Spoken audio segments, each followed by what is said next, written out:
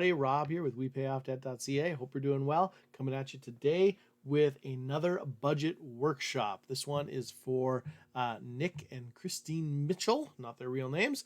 Nick is a chef, and Christine was recently, unfortunately, laid off. She's brings home more money than Nick does, but she was unfortunately recently laid off due to COVID, and so she's collecting CERB now. They have two kids, Stephanie, who's 11, and Emmanuel, who's 9. And so today we are going to be making for them a June 2020 budget. Here we go. All right. First up, the income. As I said, Christine has been put on CERB. So this month she is expecting $2,000. Now, of course, if she actually brings home move that up there a bit. If she actually is able to bring home money, if she's able to get a different job, for instance, then that would change things, right? But for now, we're going to work on the expectation that she's going to be on CERB.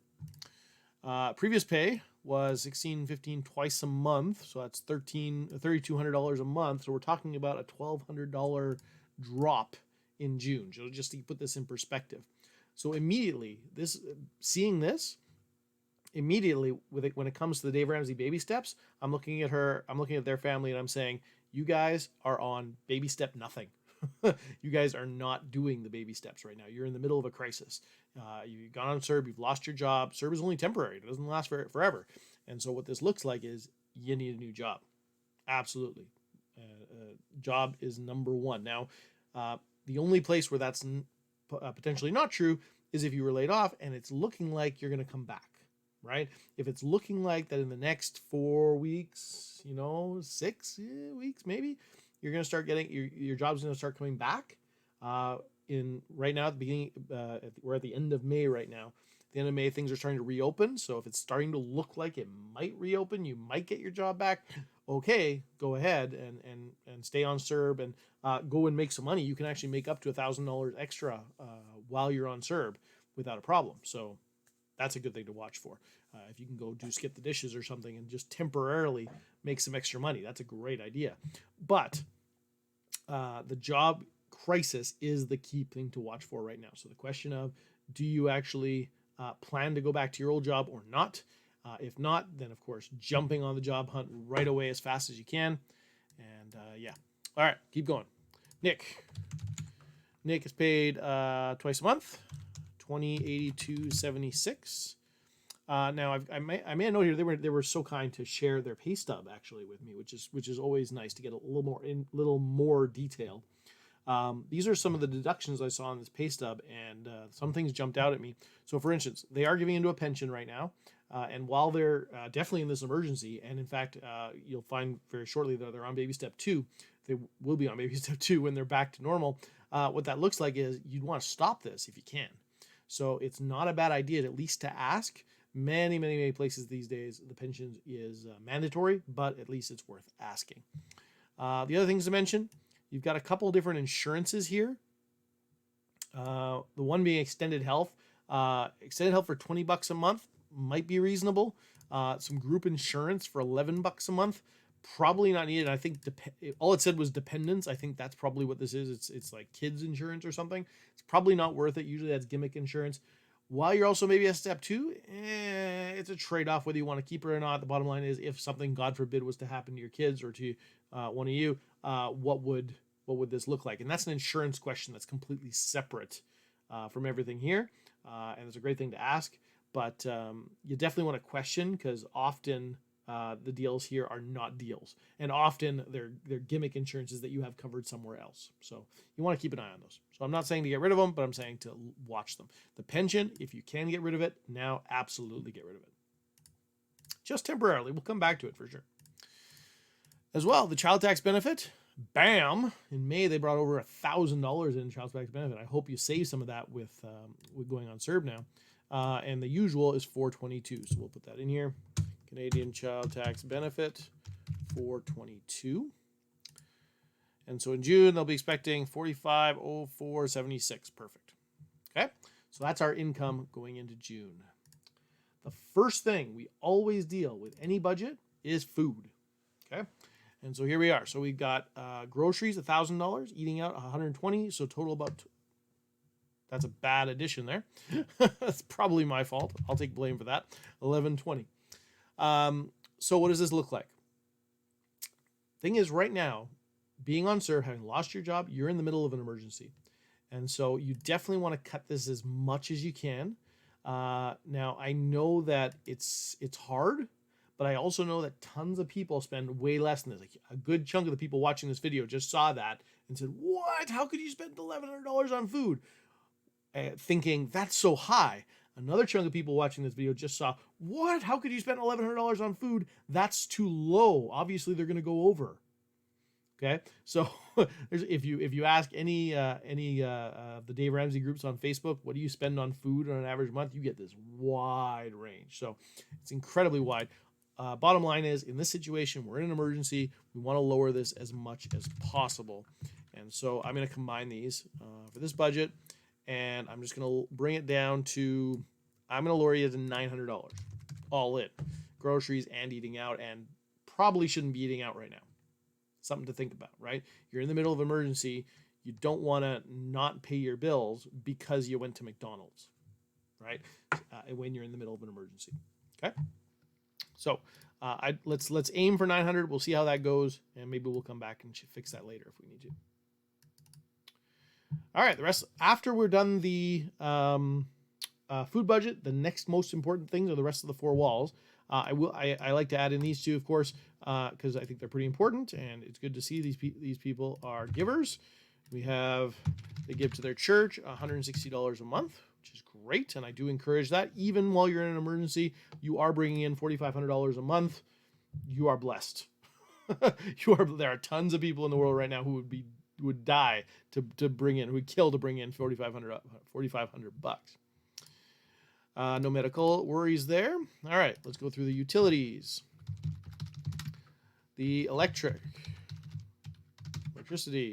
$134.81. Water, now water is every 3 months, and they had one recently in May. I'm suggesting about $270. It looks like every 3 months, so $90 a month should do it. But there's nothing coming in. There's nothing happening in June. And so this is an interesting question of which way you go. I've done both, and it really depends on your circumstances, what you prefer. Some people would like to put $90 away every single month, put $90 in the budget, take that $90, put it into either a savings account or in an envelope or whatever, and then when the water bill's due that month, you'll pay $90, and you'll take the other two $90, so the other $180, put them together, and you got $270, and you pay the water bill with that. Some people would say, no, you know what? I just want the minimum possible right now, zero for water, because I'm not paying water this month. I'll deal with that in 2 more months. I'll deal with that in May, June, July, August. When the August bill comes, then I'll actually pay the water bill. I'll use the cash flow I've got at that point to pay the full $270 at that point. Well, the downside from that is you're expecting you're going to have $270 in August in this case. Okay, so you got to keep that in mind. The question of, is that a good estimate or not? With this situation, there's pros and cons both ways. If I put zero right now, there's a big pro there. Hey, I've got more money to play with in other places. But there's also a big con there, is that in 2 months, if you don't have a job, it's going to be even harder to get $270 that month. Being that you're in an emergency, though, and what I'm hoping for is that we're gonna have a huge chunk of money to put into an emergency fund here. That's my goal, right? That's the goal when you're in an emergency. Put as big an emergency fund you can. As you just pile up cash until the emergency passes. So being that that's true, I'm going to put zero there now, and I'm going to load up the emergency fund later. And when August comes, you'll actually have the money in the emergency fund at the very least, right? That's my thinking. We'll see how that goes. Maybe if it turns out that with the numbers, we're not going to be able to make all our minimums, or we're not going to be able to put a lot into our emergency fund, we might want to come back here and up the water to the $90 a month. But we'll see. For now, I'll put zero.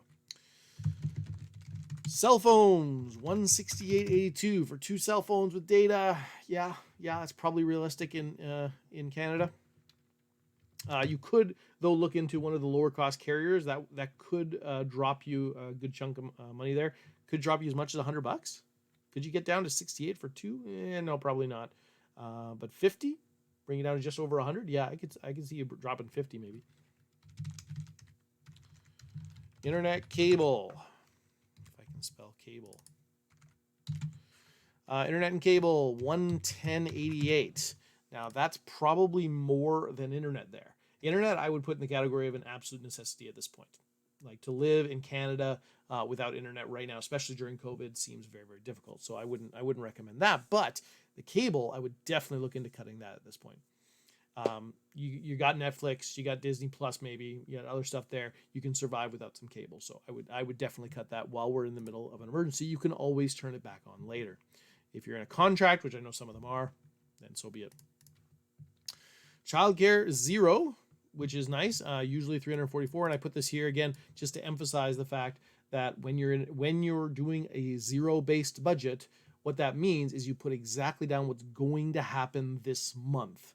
The usual is 344, but this month there is no childcare. Daycares are closed for COVID. So there you go, 0. I'm not even going to include it in the budget. After utilities, then is housing.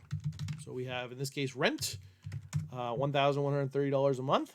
And you can see here at the top, I've got remaining $1,900. So we're still okay, right? But we've used over half our income at this point.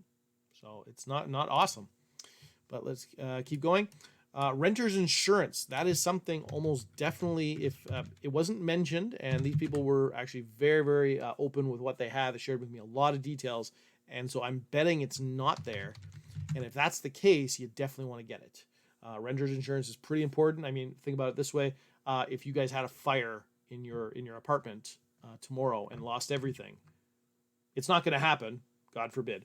But if you did, like, you have to replace almost all that, and you have no insurance right now, right? So you'd be covered on the building. The landlord will be covered on the building, but you lose your stuff. It's all up to you. So you definitely want to get some renter's insurance. So for June, if I was you and I did that, I don't remember what a good cost of renter's insurance might be. I'm going to throw in $50 there. I have no idea if that's realistic. I feel like it's a lot cheaper than that, but I'll put it in there for now at 50. And just to emphasize, you got to get it there. Even in an emergency, it's worth spending. Next, after your housing, we've got transportation. And so we've got car insurance. Let me emphasize there, car insurance at $150.97. And actually, funny story on that, while we were dealing with this, while we were putting this together, we noticed that their car was accidentally on pleasure use. They had to move it back to all purpose because they're driving to work all the time. So very, very good thing that we noticed that. Make sure your insurance is on the right thing. If you're on pleasure use, at least in the provinces I'm aware of, if you're in pleasure use, what that looks like is you can only drive it to work once or twice a month, right? So there's rules about that. And if you drive it more than that, you might not be covered. So be very, very, very careful with that. Of course, gas is only $75 this month, very low due to COVID, which is great. Clothing. Now, nothing absolutely necessary, but they did make a note of this, that the kids' winter clothes will be about $150 this fall, they're expecting. So great planning. That's awesome. You're already looking at that. In that case, you've got a $150 bill this fall. If you were not in the middle of emergency, I would start saving up for it right now. Okay, I would put a line here to start saving for winter clothing or something. But being that we're in an emergency right now, sorry, they'll have to suffer with tight clothes. Like as long as you're in an emergency, you bare bones it. Only the absolute requirements. Okay. And insurance, life insurance. That's what this is. Again, I can't type today. Life insurance, $197.02. That seems a bit high. I wonder if you might be able to shop around for that.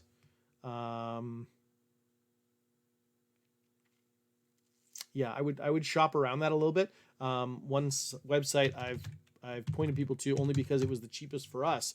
This is not an affiliate link or anything. rbcinsurance.com, I think it is.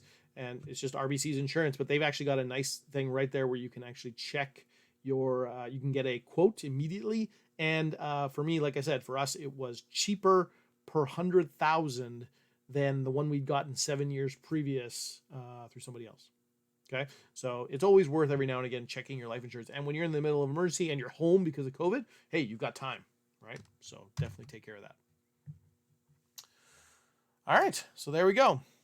4 walls are done, and we still have $1,400 to survive with, which is great, right? This is the point, and this is how a zero-based budget works. You're living. Like, we've spent the absolute necessities to survive in your household right now. And yet we've got $1,400 left. That's pretty awesome. Okay. So this is the reason a lot of people feel like they get a raise when they do a zero-based budget. Unfortunately, now we got the debt. So here we go. Total debt is almost $13,000. It's not cheap, not low. Payments are not massive, but they're also not low. So being right now we're in an emergency, we're going to pay the absolute minimum on this. The loan from the cousin has no payment. The owed to the YMCA has no payment. So I would not pay those at all. I'd leave them, say, nope, sorry guys. Taking care of our family is more important right now. And so I would say just pay the credit card minimums at $528.20. Okay, that brings us down to still $900 of free money so far. But we haven't done anything extra at this point. So now we go to the extra stuff, the non-essentials, other stuff like haircuts, gifts, a Good Life membership. We got Netflix, we got bank fees. I mean, bank fees. I guess they're required. So let me put those in right here. And this couple, for whatever reason, has 2 bank charges. I would definitely cut that down to 1 if you can.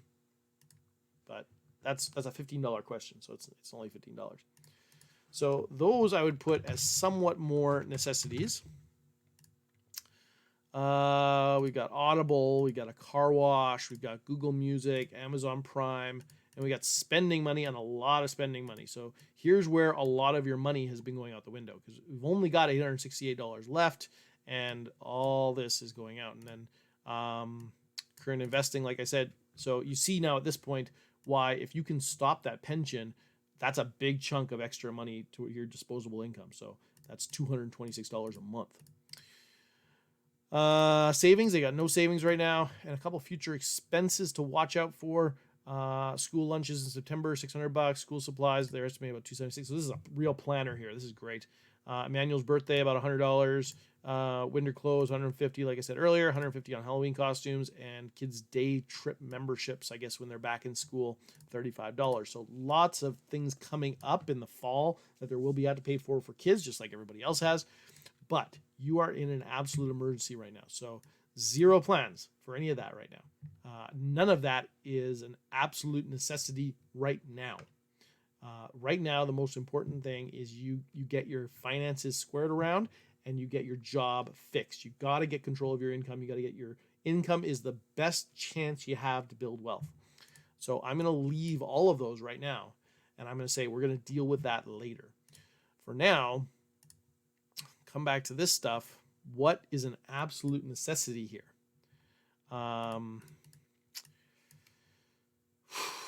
Haircuts.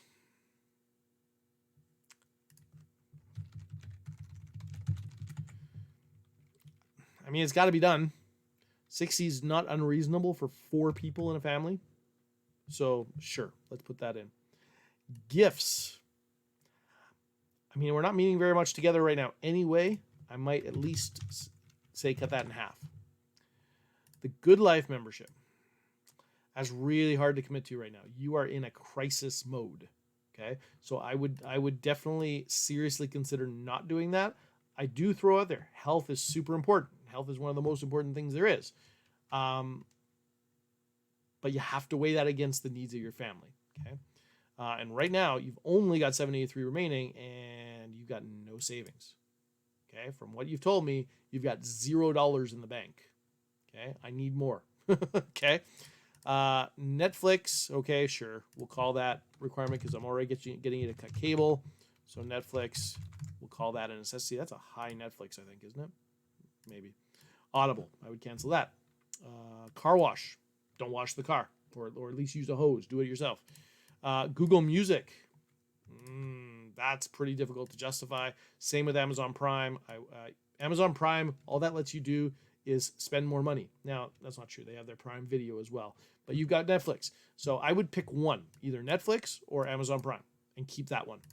If you want to keep Amazon Prime because it's cheaper, great, do that, and just for the next few months, because you'll be able to turn it back on when you get the job and everything's lined up, right? But so let's go with that, because Amazon Prime does have more details to it, but the kids might want stuff on Netflix, so right, it's a real tough thing you have to choose for your family, but you got to look at this as every dollar matters right now. So Google Music, I would cut the Google Music. Just listen on Spotify for free. Don't use the Spotify free plan. And then spending money. You definitely want some spending money. And if you want, you can use that spending money on Google Music, for instance, right? But $120 for her is not going to work with this budget. I'm thinking you want to bring them both down to 50. Oops. No, not 500. Right? What that leaves us with, yeah, and that's everything. So what that leaves us with is $674 to put into the emergency fund. And at the end of June, you have an emergency fund of $674, which is something. It's not a lot, but it's something. Especially considering you have no emergency fund right now, you need something. I mean, what happens if Nick breaks his leg and can't work all of a sudden? He might have a couple days of sick time, but if he can't go to work, he's not going to get paid, and you guys are in big, big trouble. Especially if what he loses his job that's not due to COVID. If he loses his job due to COVID, he just goes on CERB and it's exactly the same pay, right? He loses $82 a month. But the point is that you guys lost a big chunk of your income. You've got to get that under control. You've got to stop the bleeding immediately and have a big chunk of savings. That literally, if you did this budget for the next 3 months, what are we at? June, July, and August. If you did this for June, July, and August, and you save up this times 3, we're talking about $2,000. That literally September comes and you've got $2,000 in the bank. And if you haven't worked yet, but you get that job starting September 1st, you've now got $2,000 in the bank going into the fall. You have a promising income coming in because from a new job, right? So there are lots of options you have there. If you don't have that $2,000, what's going to happen? If you don't have a job and you don't have that savings, all of a sudden September hits and your kids need this, the school lunches, the clothes, the whatever, right? Everything will suddenly be due right there and you'll be scrambling, and more than likely you'll go into debt. So the last biggest piece of advice I will give you with this budget,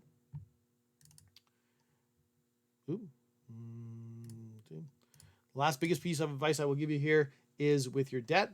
The majority of your debt is credit card debt, $10,800 worth of credit card debt. Credit cards are not working for you. Cut them up today. They're not worth it. They're not helpful. They are not a blessing in your life. Look at this. You are sending out $528 every month. And last month, when you had a job, you survived it. This month, that's almost all you have left. That literally, if you didn't have that, you would almost double the money you have to put into an emergency fund. So cut up the credit cards today. You don't need them. Just focus on cash for everything. Keep your debit card. That's all you need. Cash and debit card for everything. No more credit card. And it comes down to the general rule of thumb. You can't get out of a hole by digging deeper. You've got to, the first step to get out of a hole is stop digging. Okay, so stop using debt of any kind as a tool in this arsenal. It's not a tool. It's going to steal more of your income. Next thing you tell me, you're going to go to a payday loan place. It's just going to steal more of your income. Don't do it. Cut up the credit cards. Stop using debt of any kind, and just focus on the cash that you're bringing in and use that as your everything you can to the emergency fund. Okay, so I hope you found some great value there. Hope you found that useful. And if you're watching this, I would love to hear what you think. Please comment below and let me know. And notice that this budget workshop is actually one of the main features of my membership. If you head over to wepayoffdebt.ca/membership, what you'll see there is that every new member gets the option of signing up for this, sending me all their numbers, and then I go ahead and do this completely, removing all identifying features and making it anonymous. But this couple are going to be able to take these numbers now, take this budget now, and do something with it. I'm going to send them this Excel spreadsheet with all the details that we just went over, and they'll be able to make progress immediately. I wish somebody had done this for us when we were first starting, because I, for the life of me, could not learn how to make a budget and actually stick to it. On that note, I will give you one last piece of value before you go. The absolute best way, if you cut up the credit cards, the absolute best way to track this budget is an app called EveryDollar. This is Dave Ramsey's app, EveryDollar. And I absolutely love it, and I love it so much. And there's some issues with Canadians getting a hold of it on the app. So I love it so much, I actually made a special website for it. Go check it out, wepayoffdebt.ca/EveryDollar. And if you go there, what you'll see is you'll see the exact or the way I use the app, the way I can actually track all my transactions at 9:30 at night, exhausted, lying in bed, and still get it done. And there's a link there that goes through the exact process I use every time. So go check that out. There's lots of good details there, and there's how to get it if you're having trouble getting the app as a Canadian. So wepayoffdebt.ca/EveryDollar, EveryDollar. Okay, so go check that out. Have a good one. We'll talk to you again soon.